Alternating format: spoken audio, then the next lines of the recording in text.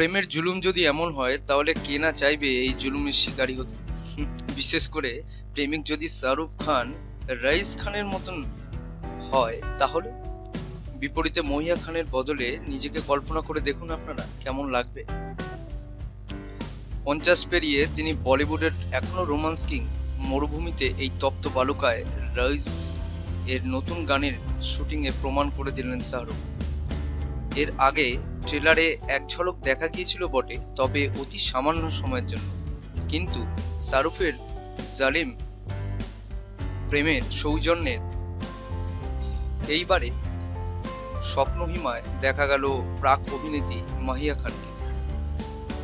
সঙ্গে বাড়িতে পাওনা অমিতাভ ভট্টাচার্যের কথা, অরিজিৎ সিং ও হর্ষদীপ কাউরের সুর,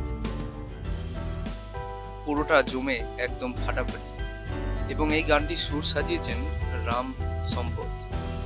এক কথায় গানটি রোমান্টিক গানের জন্য খুবই পপুলার হয়ে উঠছে।